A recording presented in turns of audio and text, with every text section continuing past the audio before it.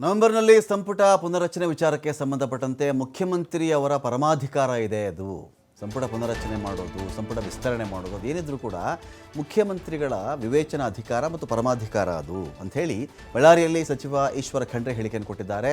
ಸಚಿವರು ಶಾಸಕರಿಗೆ ಸಿಎಂ ಔತಣಕೂಟ ಕೊಡುವಂಥ ವಿಚಾರಕ್ಕೆ ಸಂಬಂಧಪಟ್ಟಂತೆ ನೋಡಿ, ಮುಖ್ಯಮಂತ್ರಿಗಳು ಮಾರ್ಗದರ್ಶನ ಮಾಡ್ತಾರವರು, ಅದಕ್ಕೆ ನಮ್ಮನ್ನು ಕರೆದಿದ್ದಾರೆ. ಏನೋ ಒಂದಷ್ಟು ಗೈಡ್ ಮಾಡಬೇಕಿರುತ್ತೆ, ಅದಕ್ಕೋಸ್ಕರ ನಮ್ಮನ್ನು ಕರೀತಾರವರು, ಅದಕ್ಕೆ ನಮ್ಮನ್ನು ಕರೆದಿದ್ದಾರೆ ಅಷ್ಟೇ, ನಾವು ಕೂಡ ಹೋಗ್ತೀವಿ ಅವ್ರು ಕರೆದಾಗ ಅಂತೇಳಿ ಖಂಡ್ರೆ ಹೇಳಿದ್ದಾರೆ.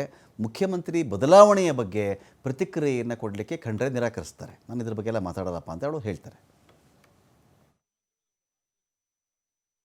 ನೋಡಿ, ಇದು ಮಾನ್ಯ ಮುಖ್ಯಮಂತ್ರಿಯವರ ಪರಮಾಧಿಕಾರ.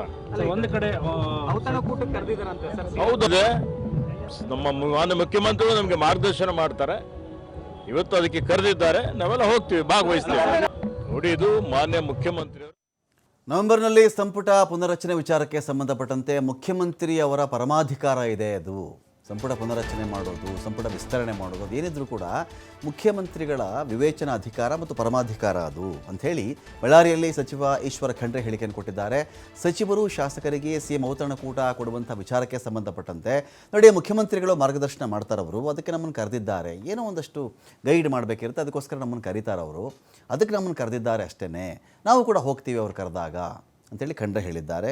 ಮುಖ್ಯಮಂತ್ರಿ ಬದಲಾವಣೆಯ ಬಗ್ಗೆ ಪ್ರತಿಕ್ರಿಯೆಯನ್ನು ಕೊಡಲಿಕ್ಕೆ ಖಂಡ್ರೆ ನಿರಾಕರಿಸ್ತಾರೆ. ನಾನು ಇದ್ರ ಬಗ್ಗೆ ಎಲ್ಲ ಮಾತಾಡೋದಪ್ಪ ಅಂತ ಹೇಳಿ ಹೇಳ್ತಾರೆ. ನೋಡಿ, ಇದು ಮಾನ್ಯ ಮುಖ್ಯಮಂತ್ರಿಯವರ ಪರಮಾಧಿಕಾರ.